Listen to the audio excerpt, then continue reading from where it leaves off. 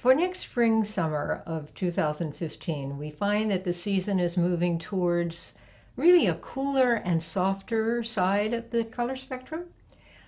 It's eclectic, it's ethereal, because it combines some pale pastels and nature-like neutrals, and the brights are a little bit toned down.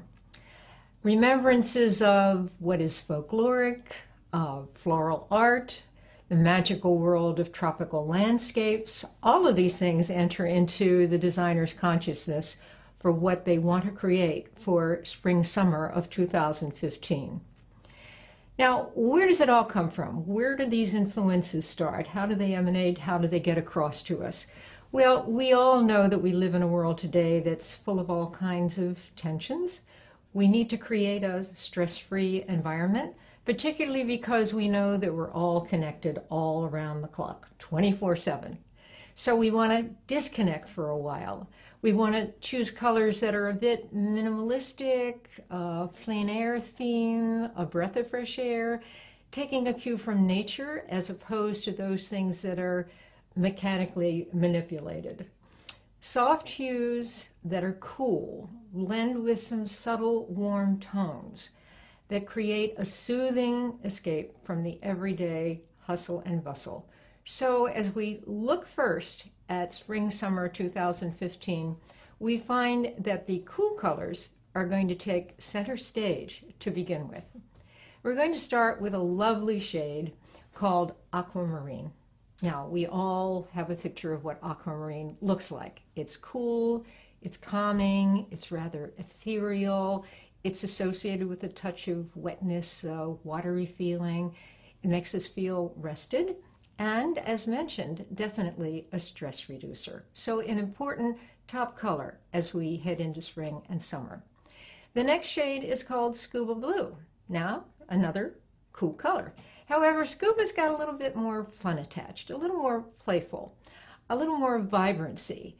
It makes us feel like we're headed for an escape on a tropical island, perhaps in an exotic paradise, and who wouldn't want to do that? So a fun accent next to the other cooling blue. The third color is lucite green. Now this is really a color that hasn't been around recently, but we're finding that it's coming back again. It has a definite retro feeling. It has a minty glow, it's light in weight, and that's important to think about, the weight and the texture of the color. And so again, it has that kind of transparent feel that really speaks to what the color name is all about, which is lucite green.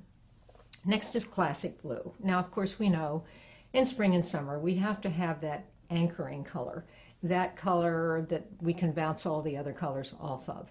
And so with our classic blue, we have the faithful, dependable, strong, reliable color that is eternal and enduring and always there for us, and a great item to have in clothing that you open the closet door and out you pull it and you know away you can go, or it creates a background for all of your other colors.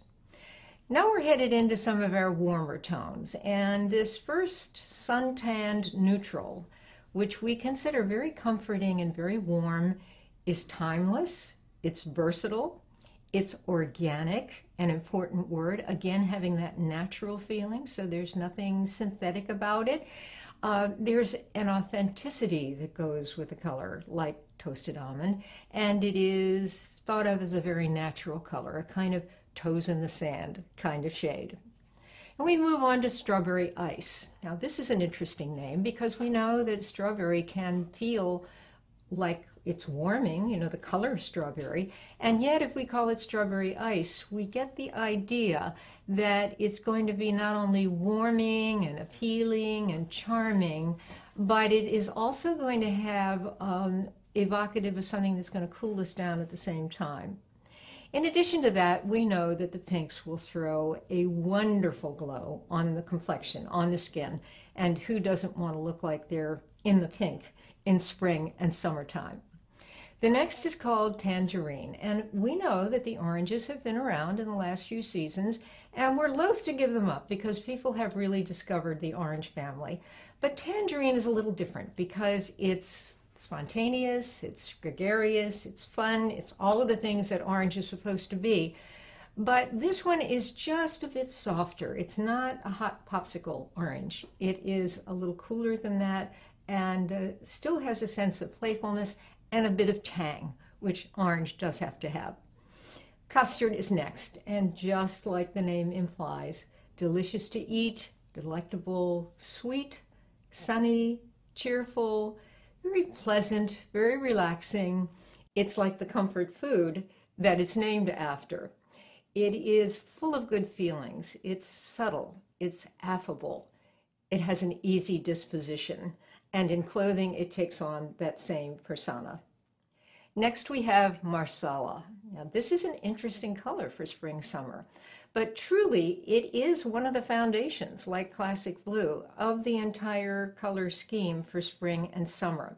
When we think Marsala, we think of color that has a bit of strength and confidence, stability, and we might say of it that it feeds the body, mind, and the soul, because Marsala does make for a delicious taste, whether it's a glass of wine or we're cooking with it.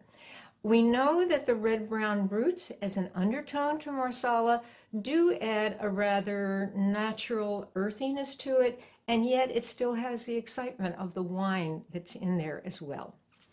Glacier Grey. Now, naturally, we have to have another neutral. We had our toasted sand, and the Glacier Grey gives us the opportunity to use another cooling neutral color. Now, think about the gray in relationship to every other color that I've just talked about.